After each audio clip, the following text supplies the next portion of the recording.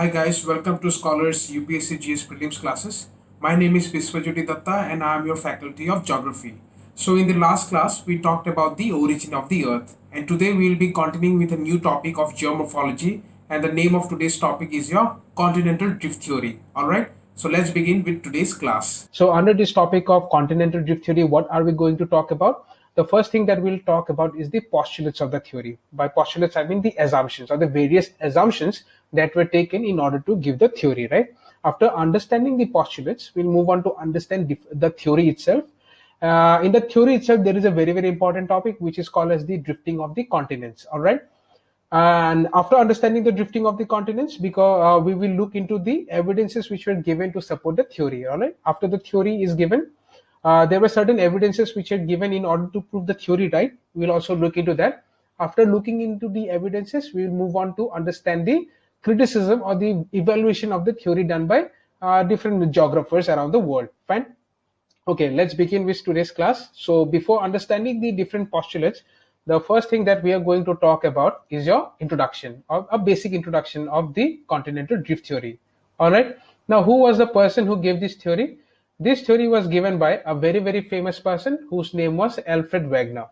This person, Alfred Wegener, he was a German meteorologist as well as an astronomer and a geologist. However, his major role was that of a meteorologist. Now, being a meteorologist, what is his basic purpose? His basic purpose was that of to study the climate, right? So his major objective was to explain the major variations of the climate in the past. So what his study included, or what was he trying to study? He was trying to recreate the climatic history of the world. So while he was trying to do this, or while he was trying to recreate the climatic history of the world, in the year of 1912, he gave a very, very important theory, and the name of the theory was continental drift theory. Now, I would also go on to say that this theory is considered to be very historical in nature. Now, why so? Now, prior to the year of 1912, it was believed that the land masses were fixed in their location, or they did not move, or it were immovable. But this theory went on to state that the land masses were not fixed, rather it was moving, or rather it was drifting, and hence the name continental drift theory, right? So when was this theory given? This theory was given in the year of 1912 by a very famous person. His name was Alfred Wegener. He was a German meteorologist, all right? And what this theory said? This theory said that the continents were moving. And prior to 1912, what was it believed? It was believed that the continents were fixed in their locations, or they were immovable, right? So this was the basic understanding or the introduction of the topic. Now let us move on to understand what are the different assumptions or different postulates. Okay, so the first postulate that we are going to talk about is your Edward Swift's model of Sial, Sima, and Knife. Now, what is this Sial, Sima, and Knife? Now, this person, Edward Swift, stated that the Earth is divided into three different layers. The first is called as the crust, then we have the mantle, and then we have the core. He said that the crust is mainly continental in nature, and this crust is made up of silica and aluminium. Therefore, the name Sial. The mantle is mostly it is composed of your oceans, and he's termed it as your Sima. Why Sima? Because it was made up of silica and magnesium. Fine. And finally, we have the core, which is made up of knife. That is your nickel and iron. Hence the name Sial, Sima, and knife.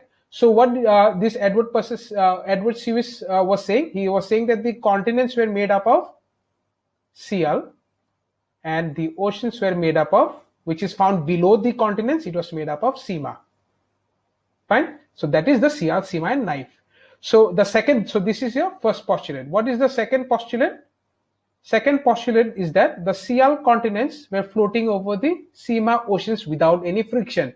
Now, please remember this point, because this point we will also deal again in the evaluation of the theory. So what was it saying? It was saying that the continents, which was Sial in nature, was floating over what? It was floating over the oceans, and this point is very, very important. That is, it was floating without any friction, or without friction. Fine. Okay, so this was the second postulate. So what is the third postulate? Third postulate is that all the Earth's land had once been joined into a single supercontinent surrounded by an ocean. All right, and he named the landmass as the Pangaea and the ocean as the Panthalassa. So what happened during the Carboniferous period? When was this Carboniferous period? This period was between your 359 to 300 million years ago. Okay, 300 million years ago. So what happened during this period? During this period, there existed a huge landmass. And what was the name of the landmass? The name of the landmass was Pangaea. Or Pangaea. And this landmass was surrounded by a supercontinent, and it was named as Panthalassa.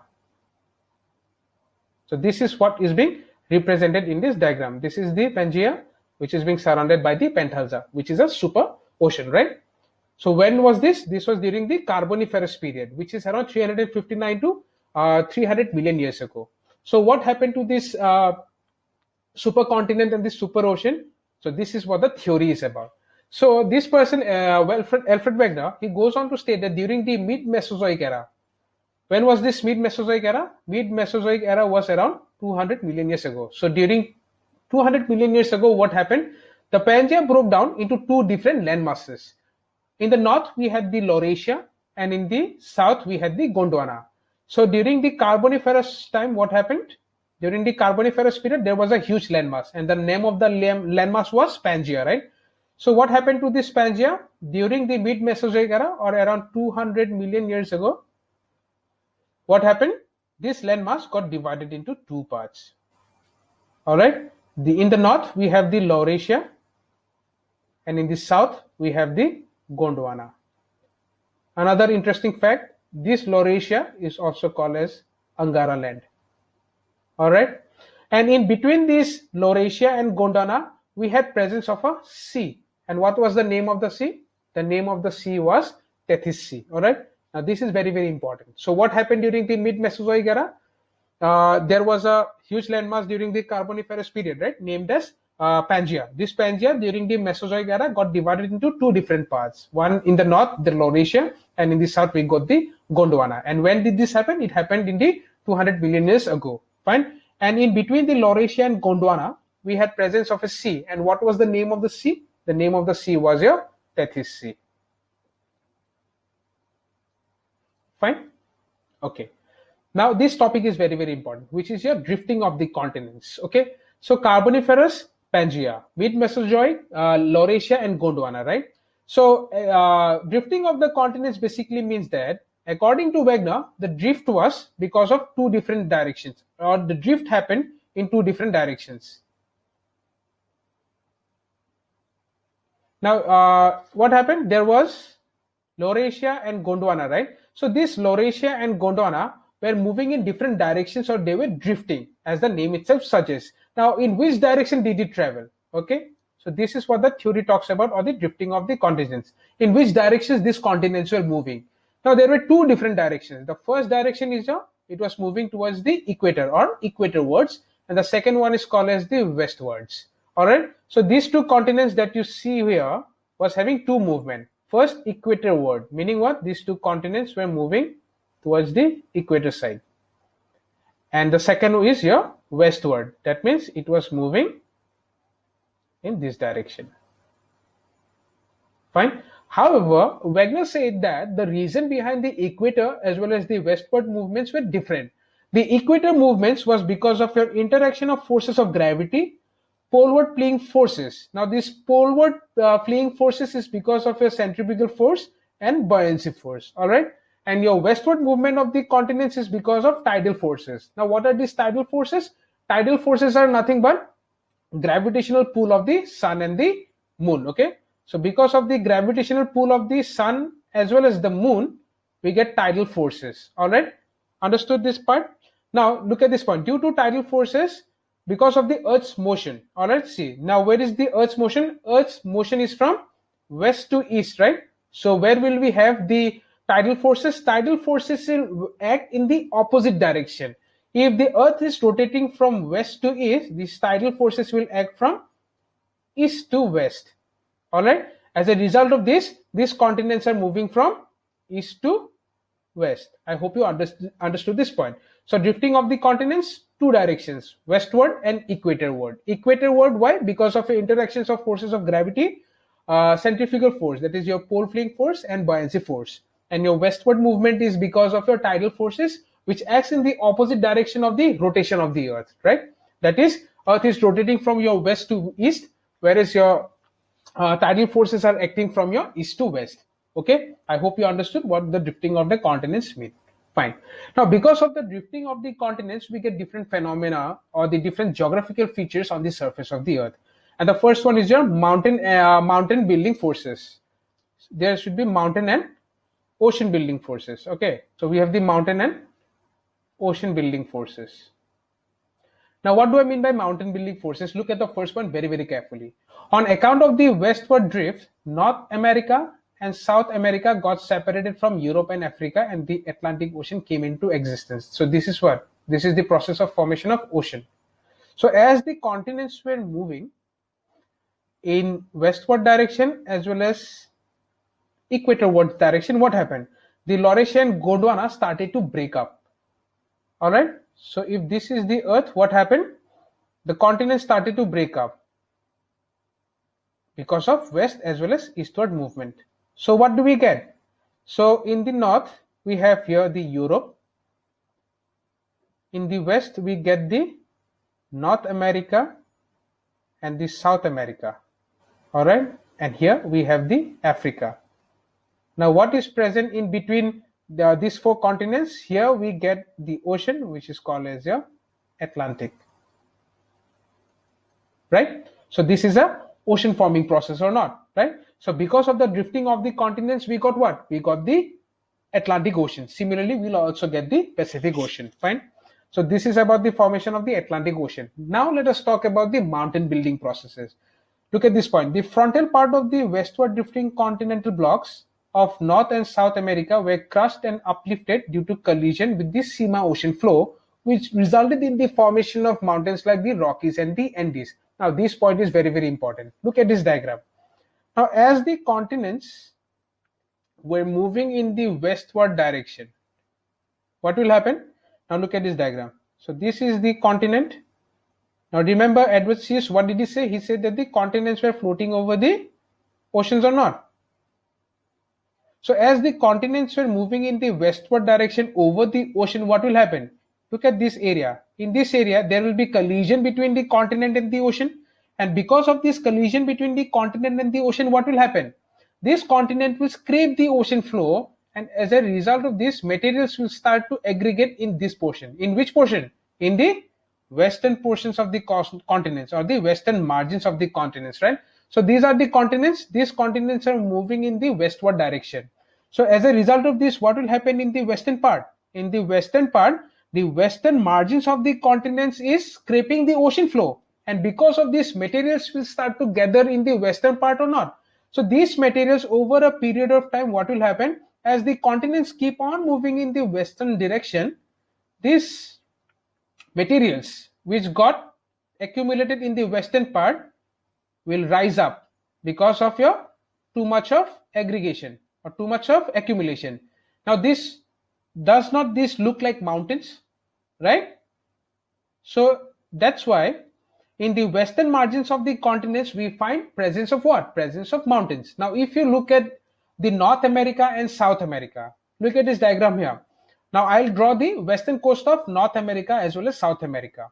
Now this is North America, and in below we have the presence of your South America. So what is having in these areas, in the western margins? In the western margin of North America, what kind of mountains do we have? We have a mountain system which is called as your Rockies. Similarly, in the western margins of South America, what do we have? We have presence of the Andes, right? So what do we understand by mountain and ocean building processes?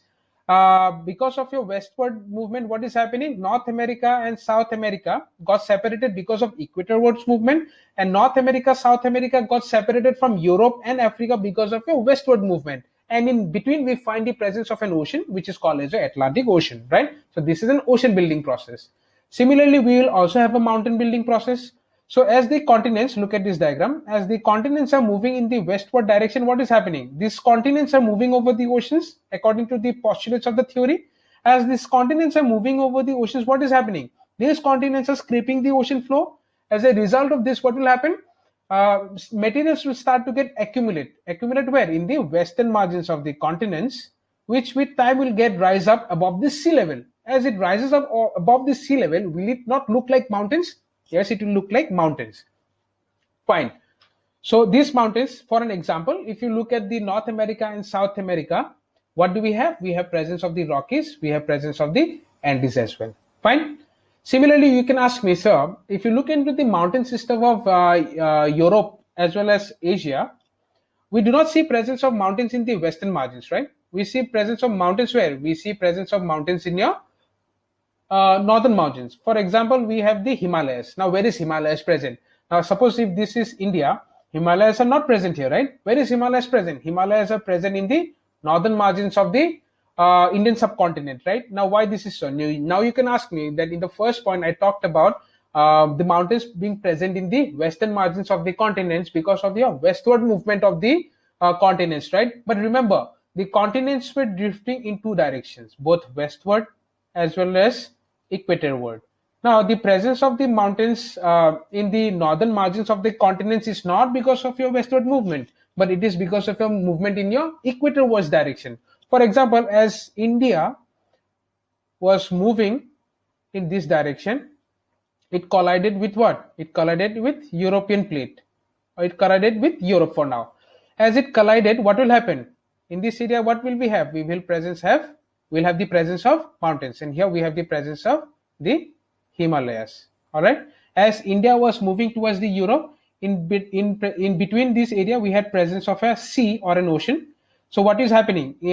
This Indian continent, as it was moving in this direction, again, Indian continent or the Indian subcontinent scraped the ocean floor or the sea floor, and the material started to accumulate and rise above the sea level. And hence, this rising up of the sea level and those sediments became what? They became the Himalayas. Now, Himalayas is not the only example which is present in the northern margins of the continents. Similarly, we have examples like the Alps. We have examples of like the Atlas. Atlas is present in Africa. Then we have Tian Shan, which is present in China.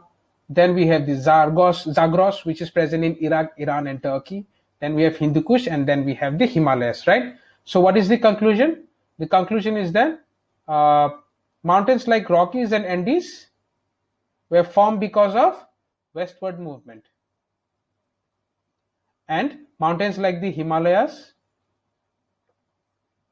Hindu Kush were formed because of your equatorward movement. I hope you understood the mountain building processes. All right, fine. Let's move on to the next topic, which is your island arc. So till now, what all did we learn? What are the geographic features were formed because of the drifting of the continents? The first geographic feature that formed was your oceans. The second one is your mountains, right? And the thirdly we are going to talk about is your island arcs or the islands. Okay, now how islands are forming? Look at the first point. Alfred proposed that the continents, while drifting both equatorward as well as westward, underwent differential rate of drift. Meaning what? Meaning, first let us look at the westward drift. This is the Earth. The Earth is having a continent which is moving in your westward direction. Now, because of this westward direction, Alfred says that the frontal part or the frontal part of the continents, that is this portion, is moving faster compared to the southern part. This is moving slower. Okay, so the frontal part of the continent, as it is moving in the westward direction, it is moving faster, or it is drifting faster compared to your the lower areas, right? Because of this, what will happen? These lower areas will now start to break up and move away from the mainland continent. Meaning what? Suppose this continent is moving in the westward direction. As it keeps on moving in the westward direction, what is happening? The lower portion will keep on breaking up. Understood this point? Similarly, if we look at the equatorward direction or the equatorward movement, what is happening? As the continents are moving, in the equatorward direction, this front end part will move faster compared to this below portion. So this below portion will also get left behind from the mainland continent. So this left behind parts, that is the backward part of the continents. Okay, this this lower portion will become what? This lower portion will become the islands of the world. Understood this point? Therefore, second point is very, very important. That's why islands of the world are mostly found where? It is found on the south and southeastern parts of the continents. So in the western parts and the northern parts, we have the mountains, and similarly, or correspondingly, if we look into the southern and the southeastern parts, we have the presence of the islands, right? Look at this diagrammatic representation, then it will be more clearer to you. Now in this diagram, this is showcasing your North America. This is North America. And this is South America. Now as these continents were drifting in the westward direction, what happened? Now this portion is the backward portion of the continent, right? So what happened? Look at this. This is an island chain or not? Yes, right? So these are the Caribbean islands. So where are these Caribbean islands found? These Caribbean islands are found in your southeastern part of North America, right? So what was stated? Because of your westward drift, what was happening? Because of the westward drift, the lower portions got left behind, which form the islands in the south and the southeastern part of the continents, right? So in the southeast of North America, what do we have? We have the presence of your the Caribbean islands, right? Now look at Africa. Now in Africa, if you look at the southeastern coast, what do we have? We have the presence of the Madagascar.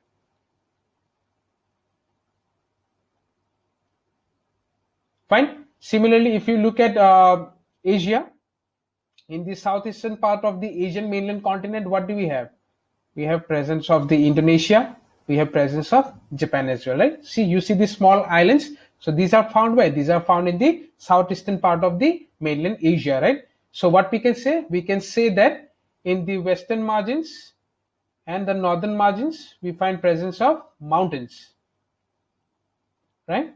And in the south and the southeastern parts, we find presence of your islands. So this was what proposed in the theory. I hope you understood, right?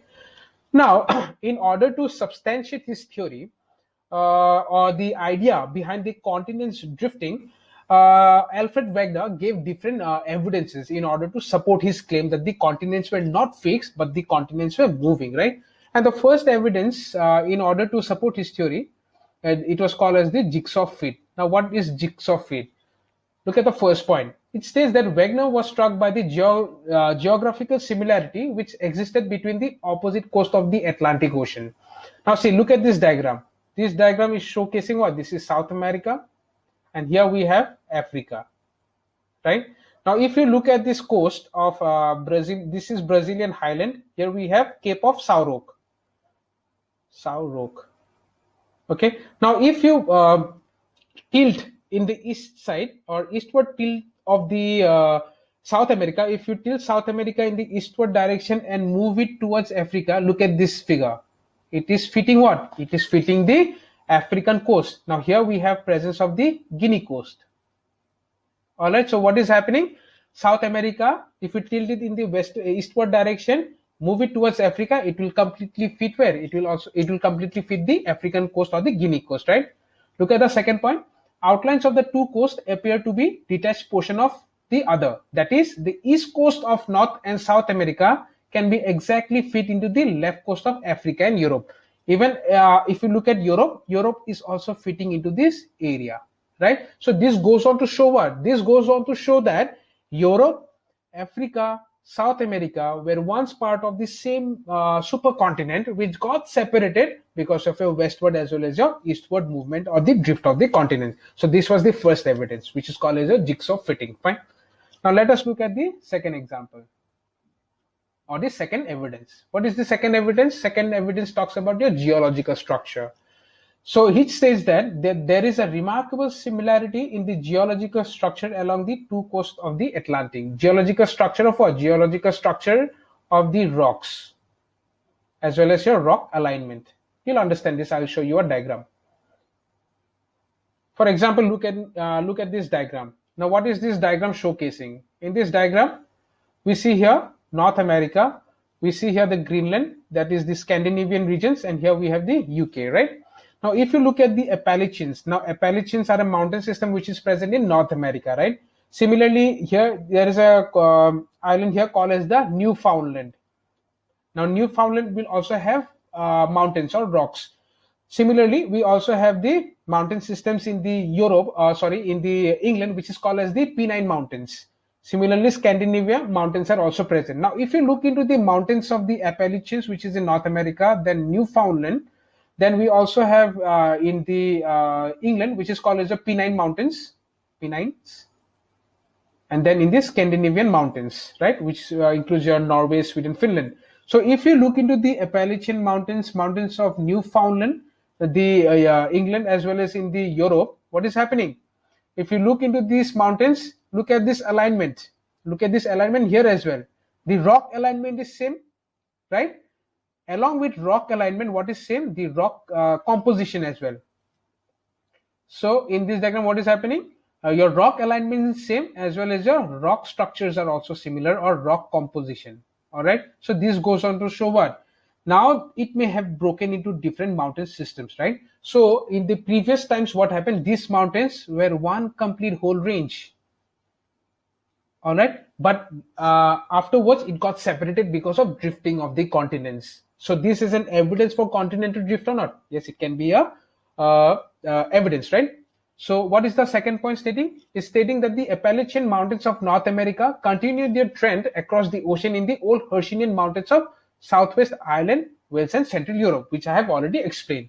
The third point states what? The opposite coast of Africa and Brazil display even greater resemblance in their rock structure. Now this is very, very simple to understand. We have already looked into the coast of Africa and South America, right?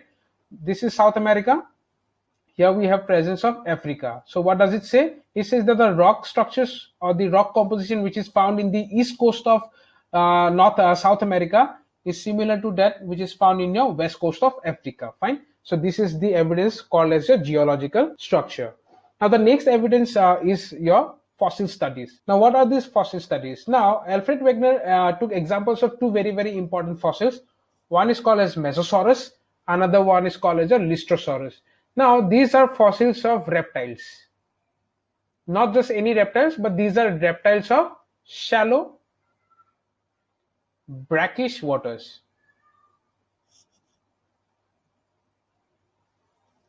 Fine. So, these were fossils of shallow, brackish waters. Fine. Understood? Meaning what? Meaning, okay, before understanding the meaning, let us look at the third point first. The third point states then, but fossil studies along the east coast of North America and the west coast of Africa shows presence of it in both the continents. Fine. This should have been not North, but this is South America. Fine. So this means what? If you look at, let me show you South America. So this is South America. Here we have Africa, and in between we have the Atlantic Ocean, right? Now, Wegener took help of two different fossils, that is a Mesosaurus and Lystrosaurus. And these are fossils of what? These are fossils of reptiles of shallow waters. Now, when analysis were done, or when study was done, it was found that these reptiles were found along both the east coast of South America as well as the west coast of Africa. How is this possible? What does it say? Mesosaurus and Lystrosaurus are reptiles of shallow waters. If these are reptiles of shallow waters, can they cross the Atlantic? No, right? Because Atlantics are oceans, and these are reptiles of shallow waters, right? They cannot cross the continents because these continents are 4,800 kilometers apart. So a brackish reptile cannot travel so much of distance. So what evidence does it showcases? So it showcases that South America as well as Africa were once part of the same continent, and there we had the presence of Lystrosaurus and Mesosaurus. So once the continents broke, we found Mesosaurus in South America, we find Lystrosaurus and Mesosaurus in Africa as well, right? Therefore, what can we say? Therefore, we can say that South America as well as Africa were once part of the same continent, which provides evidence for continental drifting. I hope you understood this. Okay. Chalo. Last evidence, we will be talking about your paleoclimatic evidences. This is also very, very important. Now, what do I mean by paleoclimatic evidences? The first evidence he took is that of coal deposits. Now, let us look at the first point. Coal deposits have been found in temperate and polar regions as well. That is your Appalachians, Ruhr Valley, and Pennine. What does it mean? The Earth, this is the equator, this is the tropical region, that is your 23.5 degree latitude north and south. Then we have the temperate region. Now, what does it state? It states that the coal deposits have been found in your temperate regions.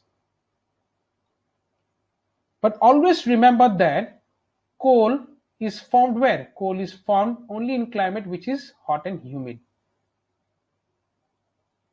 Right? So how does coal process or coal formation process takes place? Suppose this is a rock layer. Here we have presence of vegetation. Suppose these are vegetations and animals are present. So what happens to this vegetation? So over a period of years, when this land will subside, vegetation will be found in the interiors or level below. So this vegetation will now be under increased temperature and pressure or not. So this increase in pressure and temperature will create changes in your it will create a chemical reaction, or it will result in changes in the chemical composition of this vegetation, which will result in formation of your coal. Understood this? So coal is directly proportional to temperature. So formation of coal will require higher temperature. So coal is usually found in which areas? It is found in areas which is hot and humid. Understood this? But coal deposits have been found where? It has been found in the temperate regions. Now temperate regions are cold areas, right? Another interesting fact is that the coal deposits which is found in the temperate regions are considered to be the best coals of the world compared to the coals which are found in the tropical areas. Remember, tropical areas will have hot and humid climate, but the best coals are found where? Best coals are found in the temperate region, which is having a very cold climate regions. These are very cold climatic regions, right? Therefore, what can we say? We can say that, let us take the example of Ruhr Valley only. Now, where is Ruhr Valley present? It is present in Europe, right? So we can state that Europe was once present in your tropical region in the southern part, or in the or below the equator, in the southern hemisphere. So that means what? It was initially in the tropical areas. Now, as this Europe was moving west, now the continents were having two different kinds of drift. One was the westward and equatorward. So as this continent was moving in the equatorward direction, what was happening? This Europe from the tropical region, from your southward direction, will move towards the tropical region of your northern hemisphere, and then it will move towards your temperate regions of your northern hemisphere. So when did the coal formation process took place?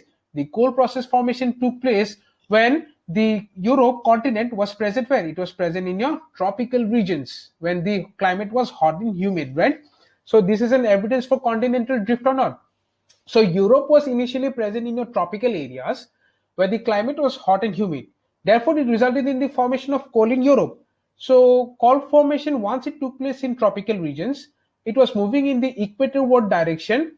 Then it moved towards the temperate region. Understood? So the coal process took place in the tropical region. Then it moved on where? It moved on to the temperate regions where it is currently located, right? So this is an evidence for continental drift or not? Yes, it is. Now, this is not the only paleoclimatic evidence which was given by Alfred Wegener. Alfred Wegener gave another evidence, that is of your glacial striations. Glacial striations are nothing but glacial stretch marks which are found on the rocks, right? Now, glacial striations or evidences of glacial striations were found where? It was found in an area in India which is called as Talcher. Now, Talcher is a place which is in Odisha, and it has also been found in Durban, which is in South Africa, right? So what does this shows? It shows what? It shows that the Indian subcontinent or the Indian plate was once present where? It was once present in your temperate regions, because temperate regions will have glaciers. So in the temperate regions, what was happening? Glaciers were present. These glaciers were acting on the rocks of the Indian plate or the Indian subcontinent, which was causing what? It was causing glacial striations. So initially, when it was present in your temperate regions, that is your Indian subcontinent, it was having glacial striations. Then it moved on towards your tropical regions where it is currently located, right? So what does it showcases? It showcases that in the temperate regions in the Indian subcontinent there was glacial striations, and then it moved on to your tropical areas after crossing the equator where it is currently situated. Therefore, we have evidence of glacial striations in tropical regions as well, right? So two important paleoclimatic evidences, that is your presence of coal in your temperate regions because they were formed, or these continents were present in your tropical region, and then it went to the temperate region. Secondly, we have glacial striations evidences in your tropical regions because these continents were once present in your uh, temperate regions, and then it moved on towards your tropical regions. I hope you understood the paleoclimatic evidences. Fine. Okay, now let us look at the criticism of the theory or the evaluation of the theory. Now let us look at the first point. First point states that if the tidal forces were so strong, that is because of your gravitational pull of the sun and the moon, it could have also stopped the rotation of the earth. Now, how could it stop the rotation of the earth? Remember, I have already explained, earth is moving from west to east and the tidal force is from east to west. If these tidal forces were so strong, it could have stopped the, or it could have countered the direction of the rotation of the earth or not. Yes. So this is a major criticism of this theory. If it was so strong that the tidal forces were able to move the continents of the world, it could have also stopped the rotation of the earth, which is not possible, or which is not happening, right? Okay. The second criticism is that what happens in the pre-Carboniferous period. So see, the continental drift theory talked about the presence of a huge landmass, right, called as the Pangea, in the Carboniferous period. Now, prior to the Carboniferous period, we have other periods as well, which constitutes 90% of the Earth's history. So Alfred Wegener did not even take into consideration 90% of the Earth's history. Understood? Even before stating his theory. While stating his theory, what happened? He totally neglected 90% of the Earth's history. All right, fine. What is the third evaluation or the third criticism? He fails to explain from where the Pangea comes from. This has already been explained, right? Finally, the last point, why drifting begins only in the mid-Mesozoic era, right? Because we have the presence of Pangea where? We have presence of Pangea during the Carboniferous period. So the first thing is that he does not explain where the Pangea is coming from. And second thing, he does not also explain why drifting only begins in the mid-Mesozoic era. Why only in that era? There is no evidence that was given by him. He just simply stated that in the mid-Mesozoic era, the drifting process started to begin. But why did it begin in the mid-Mesozoic era? This was not explained by him. Fine. Last is very, very important. Now, this is where comes the contradiction between your mountain building process and the postulates. So while giving his postulates, what did he stated? He stated that the Seal continents were floating over the Sima layers or not, Sima oceans, right? So the Seal continents were floating over Sima oceans. But while explaining the mountain building process, what did he stated? He stated that the Seal continents were, so these are the continents, the Seal continents were breaking the ocean floor, and as such we got the mountains. So if it was floating in one direction, how could it have broken the ocean floors, right? So this is a major contradiction between your postulate and the mountain building process. So this is the these are the different criticism of this theory, right? So this is where I will conclude the session. Now before concluding, let us look into this lesson, or let's give a brief recap of what we have learned today. Fine. So the first is the introduction. In the introduction, we talked about your Alfred Wegener. He was a German meteorologist who wanted to recreate the climatic history of the world, right? So while trying to recreate the climatic history of the world in the year of 1912, he gave a theory which is called as the continental drift theory. So before this theory, or prior to 1912, it was believed that the land masses were fixed, but this was the first theory in the history which stated that the land masses were not fixed, but it was moving or rather drifting. Fine. So what are the different assumptions that Alfred Wegener took? First is that he agreed with Edward Smith's model of Seal, Sima, and Knife. Seal are the continents, Sima are the oceans, and Knife is the core of the Earth. And the second postulate is that the Seal continents were floating over the ocean without any friction, which is a major criticism of his theory, as we have already seen, right? So he stated that in the Carboniferous period, there existed a huge landmass called as the supercontinent, which was called as the Pangea, and it was surrounded by a supercontinent, a super ocean called as the Panthalza. So what happened during the mid-Mesozoic era? During the mid-Mesozoic era, which is around 200 million years ago, this Pangea broke down into two different parts or into two different continents. One was called as your Laurasia. Laurasia is also called as your Angara.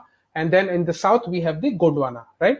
And in between the Laurasia and Gondwana, we have presence of the Tethys Sea. Okay, fine. So drifting of the continents. Now we have already learned that the continents are drifting in two different directions. One in the westward direction and one in the equatorward direction. Now in the equatorward drifting of the continents was because of interaction of forces of gravity, pole fleeing forces, which is a centrifugal force, and buoyancy force. And the westward movement of the continents was because of tidal forces, and these tidal forces were because of your gravitational pull of both the sun and the moon. Not only sun and not only moon, but both the sun and the moon, right? And what is the direction of the motion? The direction of the motion of the tidal forces is from east to west, right? And direction of the rotation of the earth is from the west to east. So while explaining the mountain, while proposing his theory, he gave different geographical features which formed on the surface of the earth. The first thing he talked about is your mountain and ocean building processes. So he also explained how the Atlantic came into existence. Atlantic came into existence because the continents broke into North America, South America, Europe, and Africa. And in between these four continents, we got the Atlantic, right? And then we talked about the formation of the mountains in the westward part of the continents. How so? Because of the westward movement of the continents, what was happening in the western margins of the continents, as you see in this diagram, as the continents moved in the westward direction, it scraped the ocean floor. Materials started to gather and accumulate and rise above the sea level, which became your mountains of the world in the western margins. For example, if you look at North America and South America, we have presence of the Rockies and the Andes as well, right? Similarly, we have presence of the Himalayas in the northward side, and the northward side presence of the Himalayas is not because of a westward drift, but because of a equatorward drift of the continents, right? So we have not only the Himalayas, we also have the Alps which is found in your Europe. Then we have the Atlas in Africa, Taishan in China, then Zagros in Iraq, Iran, and Turkey, then Hindu Kush and the Himalayas. Fine. So these mountains formed because of your equatorwards movement, and Rockies and Andes formed because of your westward movement. Fine. Then we talked about the geographical feature which is called as the island arcs. Now, where are these island arcs found? These island arcs are found in your it is found in your south and the southeastern part of the continents, right? Now, why is it found in the south and the southeastern parts? Because Alfred Wegener states what? It states that the continents are drifting under differential rate of drift. That means what? The frontal part of the continents were drifting faster compared to the backward parts. As a result of this, as the continents kept on drifting, the lower part of the continents will start to fall back because of its lower pace. And this lower part of the continents will break away from the mainland continent, and it will result in the formation of the islands of the world, as seen in this diagram.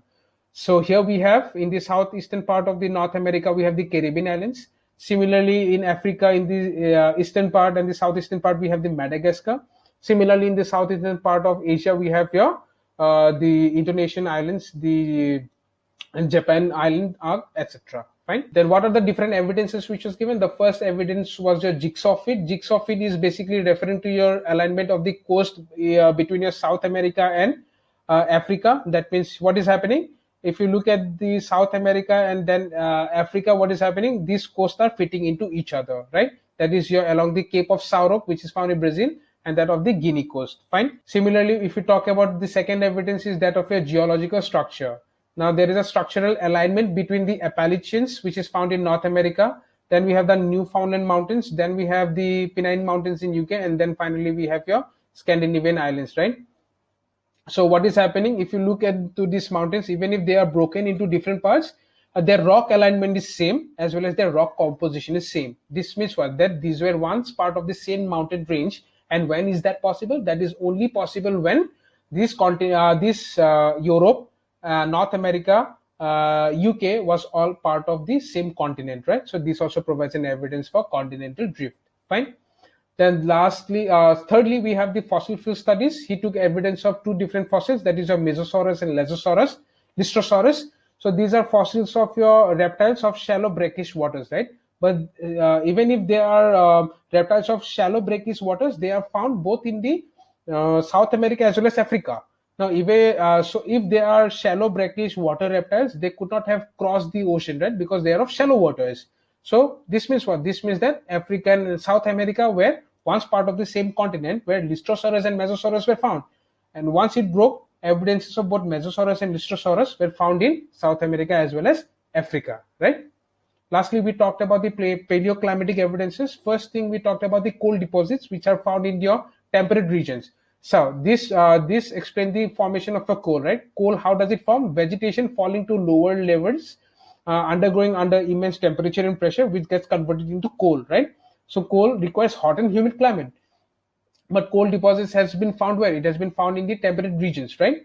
Understood? So means what? Means the Europe, as an example, Ruhr Valley was once in the tropical regions, but now it has shifted towards your temperate regions. Similarly, we have examples of glacial striations of rocks in your Odisha as well as Durban. Odisha, if as we all know, is now found in your tropical regions. That means what? That means it was once found in your temperate regions where glacial striations took place, and then it moved on towards your tropical regions. That means a continental drift took place. Fine. So these are the various evidences. So what are the major evaluations or criticism of this theory? First is your tidal forces. If these tidal forces were so strong, it could have stopped the rotation of the Earth because it is in the both in the opposite directions, right? But this is not the case. Second is that what happens in the pre-Carboniferous period. Pre-Carboniferous period, it is about your 90% of the Earth's history was totally neglected by Alfred Wegener, right? Thirdly, is your he fails to explain where the Pangea comes from. He directly states that during the Carboniferous period there existed a huge landmass called as the Pangea, right? But where did it come from? He did not explain. And finally, he also did not explain why drifting began only in the mid-Mesozoic era, or what was the reason that why it started only in the mid-Mesozoic era. Fine. So this is about your continental drift theory. So I hope you understood the different dimensions that are associated with the continental drift theory. In the next class of geomorphology, we'll be talking about another theory which is termed as a plate tectonics theory. So stay tuned to Scholars for more such content.